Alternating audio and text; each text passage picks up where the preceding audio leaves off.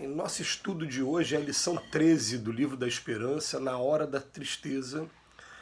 Começa com o Evangelho de Mateus, capítulo 5, versículo 14. Vós sois a luz do mundo. E um texto extraído do capítulo 5, texto 27 do Evangelho segundo o Espiritismo. Não digais, pois, quando virdes atingido um de vossos irmãos, é a justiça de Deus, e importa que siga o seu curso. Dizei antes, vejamos que meios o Pai misericordioso me pôs ao alcance para suavizar o sofrimento do meu irmão. Entraste na hora do desalento como se te avizinhasses de um pesadelo.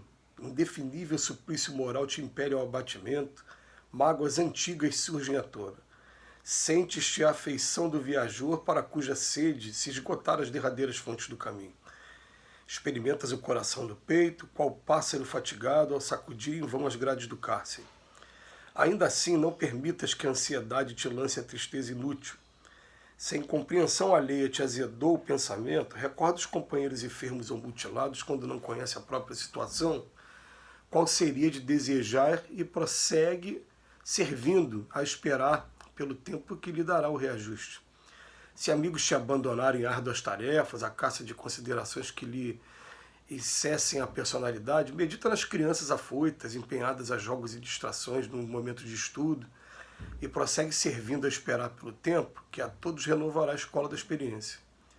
Se deixaste entes queridos ante a cinza do túmulo, convence-te que todos eles continuam redivivos no plano espiritual, dependendo quase sempre de tua conformação para que se refaçam e prossegue servindo, a esperar pelo tempo que te propiciará mais além o intraduzível consolo do reencontro.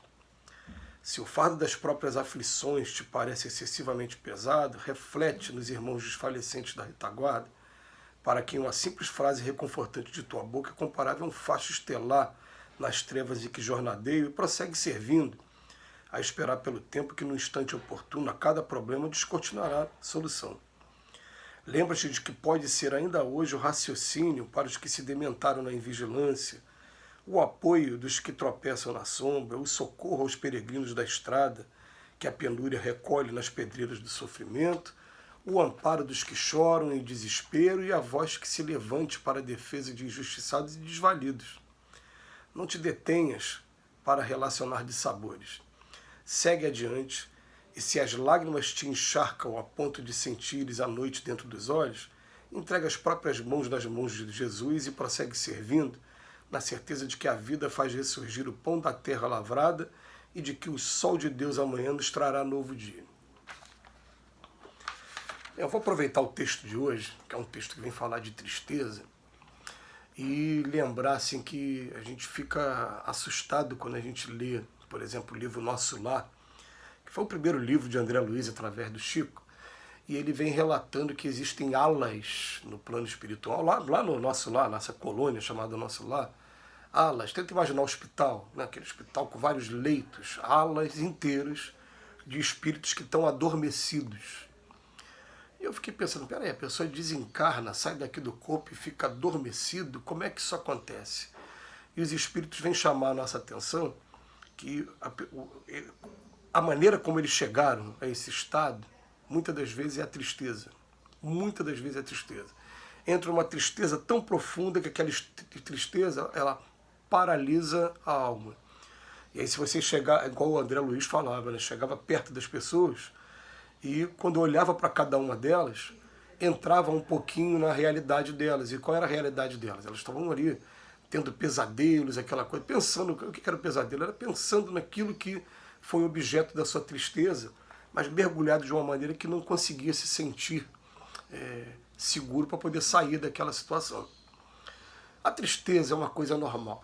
A tristeza, ela vai vir todas as vezes que a gente vê injustiça, e quando a gente tiver os nossos interesses imediatos insatisfeitos, quando a gente começar a ver alguma coisa, alguma pessoa sofrendo perto da gente, né, pessoas que a gente ama, a tristeza vai vir. Então a primeira coisa que a gente tem que fazer é separar os graus de tristeza, classificar as tristezas que chegam até a gente. Por exemplo, a tristeza legítima mesmo é aquela que vem de uma atitude equivocada que eu pratiquei. Então, ó, se uma pessoa praticou, eu vou ficar triste? Eu vou lamentar aquela postura, mas vou seguir em frente, porque na verdade quem tem que se arrepender, quem vai ter que prestar contas com a lei de causa e efeito é ela, não eu.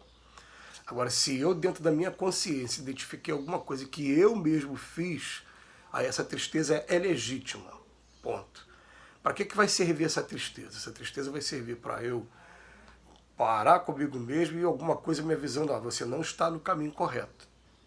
Então eu vou ter que rever meu comportamento, muito provavelmente vou ter que reparar alguma coisa que eu fiz. Muitas das vezes a reparação é simples, e às vezes um pedido de desculpa, um abraço amigo, um aperto de mão, uma conversa rápida, né? É um exercício de humildade até pra gente, né?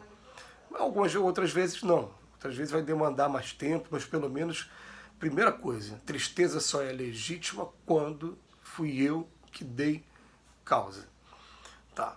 Ela serviu para me mostrar que eu estou no caminho correto. Então o que eu vou fazer? O que os espíritos pedem para a gente? Para que a gente, a partir de agora, a gente comece a disciplinar na gente essa capacidade de sentir a tristeza e, ao mesmo tempo, como é que eu faço para reverter isso? Como é que eu faço para mudar isso?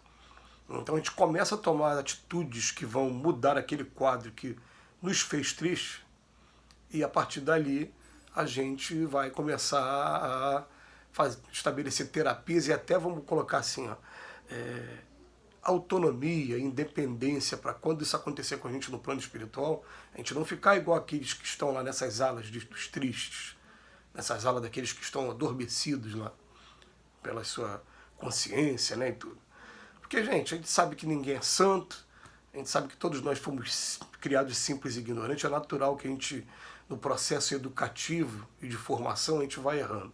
Então errar é humano, a gente vai errar, de repente hoje, vai errar amanhã de novo, vai continuar errando durante um bom tempo. A gente tem que aprender a se perdoar também e aprender a seguir em frente. É claro que ele pegou, aqui no texto de hoje, tristezas que não são legítimas.